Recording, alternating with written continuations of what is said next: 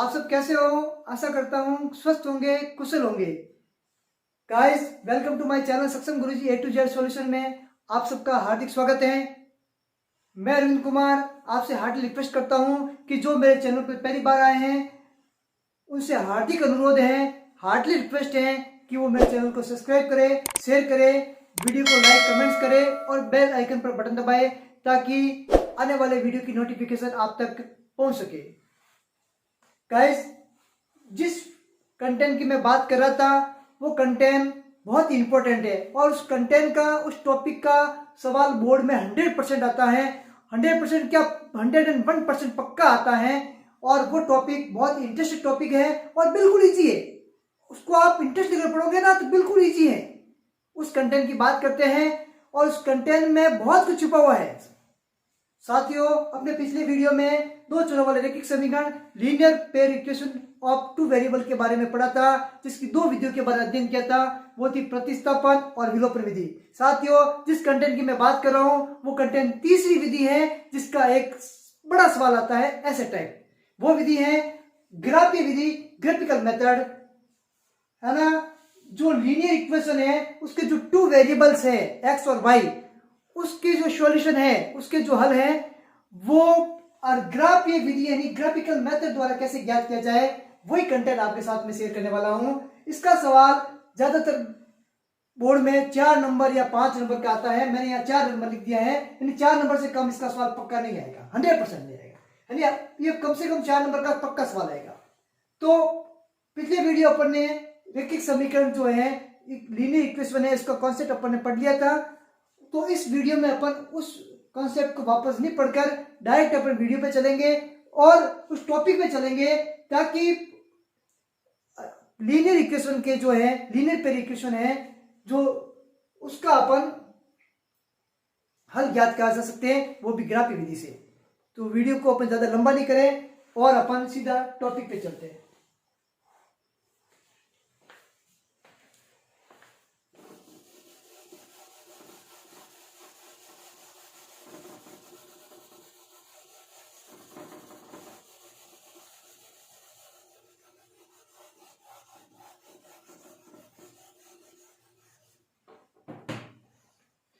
साथियों, इसके लिए मैं एक लीनियर इक्वेशन लेता हूं। गड़बड़ क्या करेंगे अपन, इसको मिटा तो दिया अपन ने। चल लेता हूं, लिख देते हैं।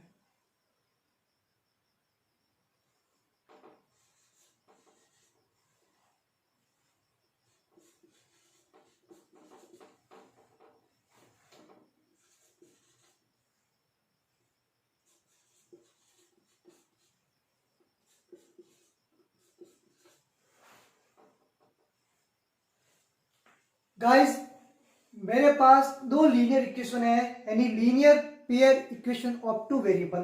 टू वेरिएबल कौन से हैं? एक्स और वाई।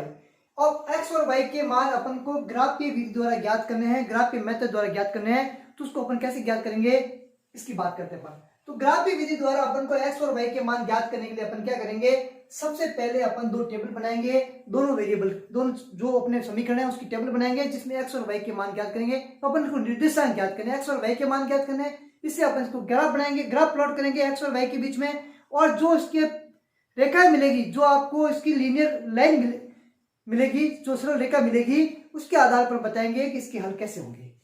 तो सबसे पहले मैं इस समीकरण की बात करता हूं।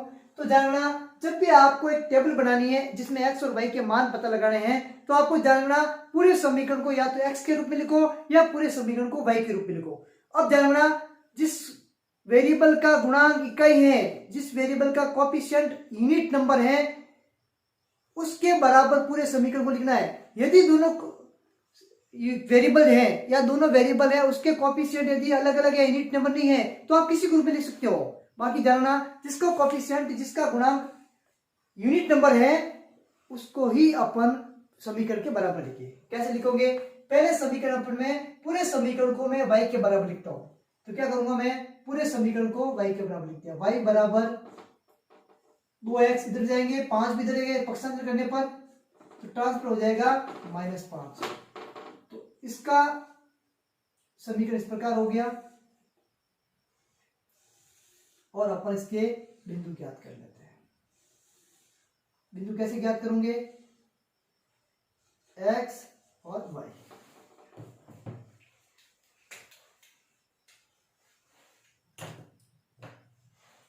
अब क्या करोगे आप? जब उस पूरे समीकरण को y के बराबर लिख दिया अपन ने, तो x का मान समीकरण रखेंगे और y का मान निकल जाएगा। तो अपन क्या करेंगे? x का मान रखेंगे, तो x बराबर क्या रखते हैं? सबसे पहले 0 रखते हैं। पर x बराबर 0 पर y का मान कितना आ जाएगा? y बराबर x का मान 0 रखेंगे, पूरी टर्म 0 हो जाएगी, तो y का मान आ जाएगा -5।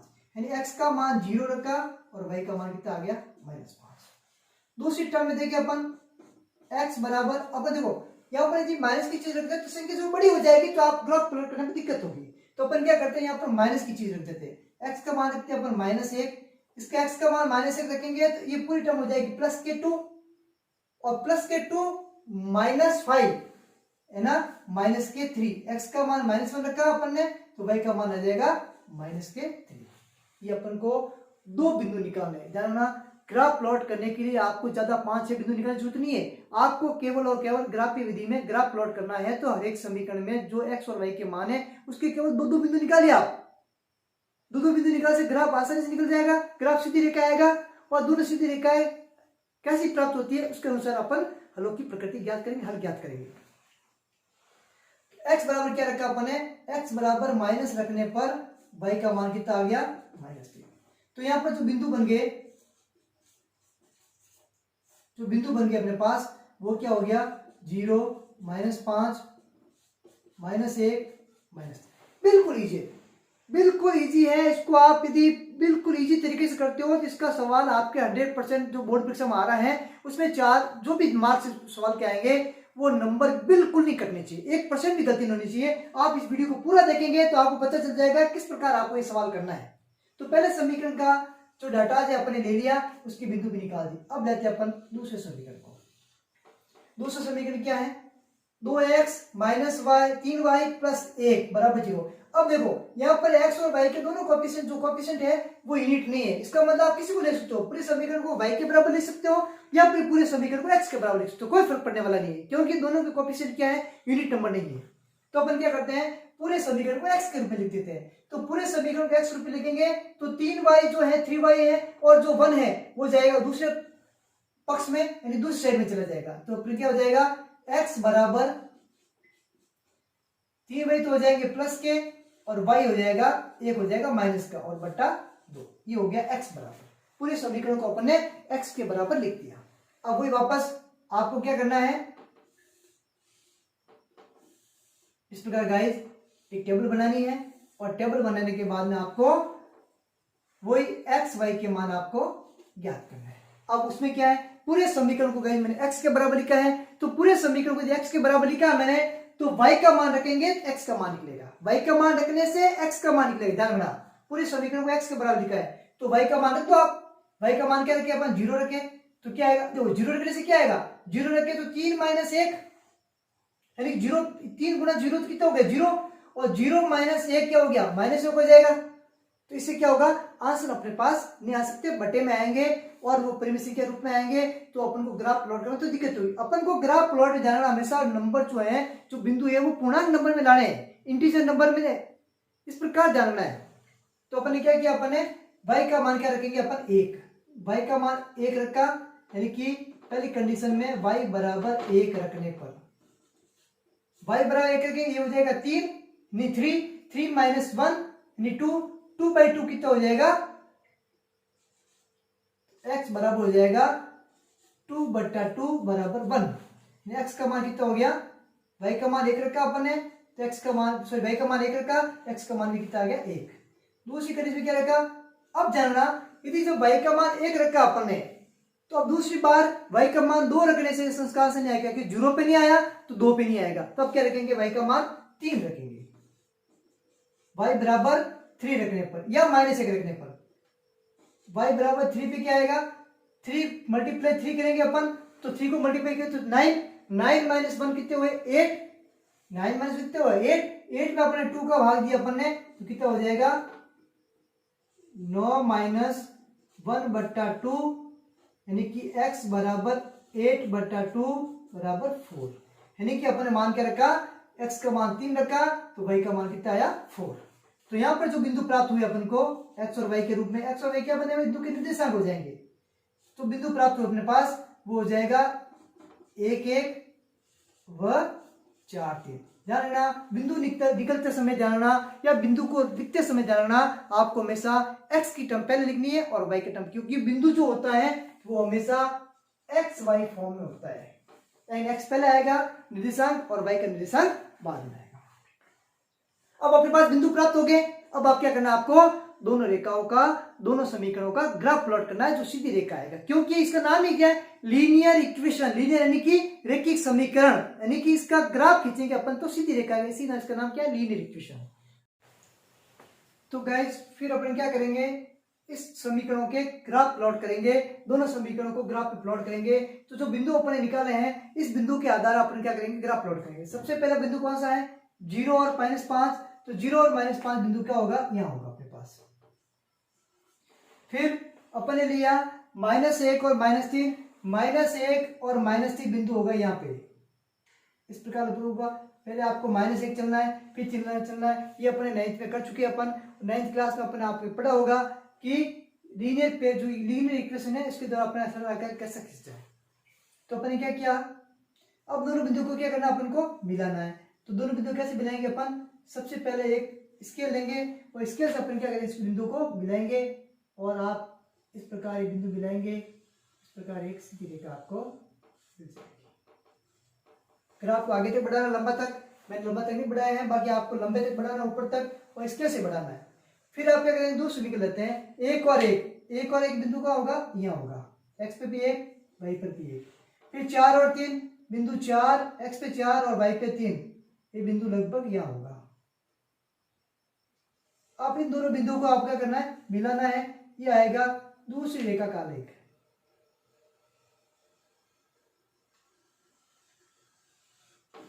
यस, तो देखो ये दोनों बिंदु का काट एक दूसरे को इस बिंदु पे काट रहे हैं,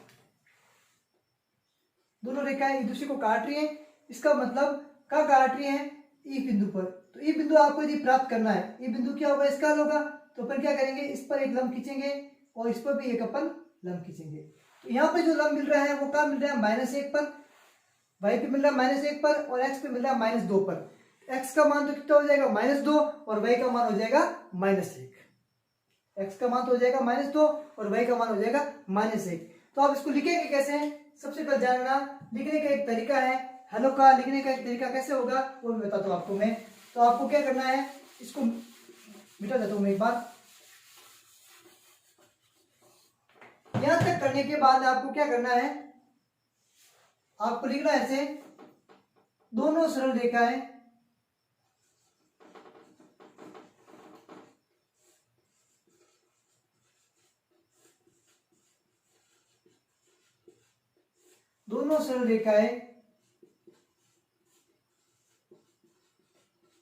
एक दूसरे को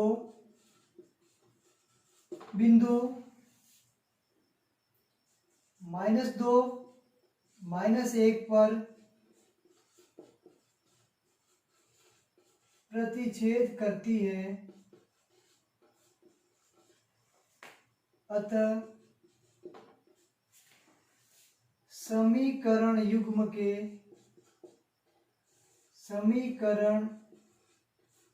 के अद्वितीय हल होंगे। अद्वितीय मतलब केवल और केवल एक, अद्वितीय हल होंगे जो निम्न है, आपको जानना हल तभी लिखने हैं जब इसके अद्वितीय हल होते हैं। कौन से हल है, x बराबर -2 और y बराबर -1। इस प्रकार अपन ने x और y के मान अपन ने आलेख विधि द्वारा ज्ञात कर लिए, यानी आलेख विधि द्वारा इस प्रकार से अपन आलेख विधि द्वारा x और y के मान यानी वेरिएबल के मान अपन आसानी से ज्ञात कर सकते हैं। अब जानना इसके जो ग्राफ प्राप्त हुआ है वो कैसे मिला आपको, प्रतिच्छेद रेखा है। यदि आपको जब रेखा प्रतिच्छेद रेखा का ग्राफ मिलता है तो समीकरण निकाय के कैसे होंगे, अद्वितीय होंगे। यदि आपको समांतर रेखा प्राप्त होता है, रेखा आपको समांतर प्राप्त हुई होगी, तो आपको करेंगे इसके जो हल होंगे वो कोई हल नहीं होंगे। और यदि आपको संपाती रेखा प्राप्त होती है, एक दूसरे के ऊपर होती है रेखा है, तब उस स्थिति में क्या होगा, अनंत हल होंगे। तो गाइस इस प्रकार देखिए आप कि रेखाओं के आधार पर रेखा कैसी प्राप्त होगी, उसके आधार पर अपन हलों का प्रकृति कैसे ज्ञात कर सकते हैं। तो इस प्रकार के प्रतिबिंब आपके पास है, जो पिछली वीडियो में पढ़े थे। एक बार वापस आपको रिवाइज करा देता हूं मैं आपको। यदि a1/a2 not equal to b1/b2 होता है, तो समीकरण युग्म के अद्वितीय होंगे और रेखा मिलेगी आपको प्रतिशुद्धि। एक नंबर का सवाल आ सकता है कि जब रेखा प्रतिशुद्धि प्राप्त होती है तो समीकरण निकाय के हल कैसे होंगे। इन दोनों स्थितियों में संगत हल होंगे और इस प्रकार भी संगत हल होंगे। यानी जब रेखा के हल अनंत है और अद्वितीय है तो हमेशा समीकरण निकाय के संगत हल हैं। ये भी प्रश्न में बार बार पूछा गया है। दूसरा a1/a2 बराबर b1/b2 पर नॉट इक्वल टू c1/c2 है, तो समीकरण युग्म के कोई हल नहीं होंगे और रेखा कैसी मिलेगी आपको, समांतर रेखा प्राप्त होगी इस प्रकार की।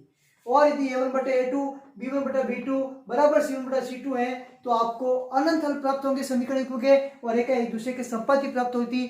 तो अपन रेखा के आधार पर भी अपन बता सकते हैं कि हलों की प्रकृति कैसी होगी। परीक्षा में सवाल इसका 100% आएगा हलों की प्रकृति का।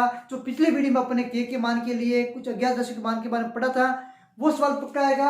और एक सवाल इसका भी आएगा कि हलों की प्रकृति कैसी होगी, हल संगत होंगे या असंगत होंगे। तो जानना अद्वितीय की स्थिति में और अनंत हल की स्थिति में हल संगत होते हैं, समीकरण निकाय संगत होगा। बाकी समांतर रेखा जो प्राप्त होती है और कोई हल नहीं होंगे, उस स्थिति में जो समीकरण युग्म होगा वो असंगत होगा। तो साथियों मैं आशा करता हूं कि आपको जो आलेख विधि का जो एक प्रॉपर जो पक्का सवाल आने वाला बोर्ड में, वो आपको समझ में आ गया होगा। और मैं विशेषकर बोर्ड के विद्यार्थियों से एक बार और रिक्वेस्ट करता हूं कि वो अपनी बोर्ड की तैयारी पर ध्यान दें। बोर्ड एग्जाम नजदीक आ रहे हैं, अपने स्वास्थ्य का ध्यान दें और पढ़ाई को सुचारू रूप से जारी रखें। चैनल को सब्सक्राइब करें, शेयर करें और बेल आइकन बटन दबाएं, ताकि मेरे आने वाले वीडियो की जो नोटिफिकेशन है आपको जल्दी से जल्दी प्राप्त हो सके। साथियों पुनः एक बार से मैं आपसे निवेदन करता हूं, अपने स्वास्थ्य का ख्याल रखें। जय हिंद, जय भारत।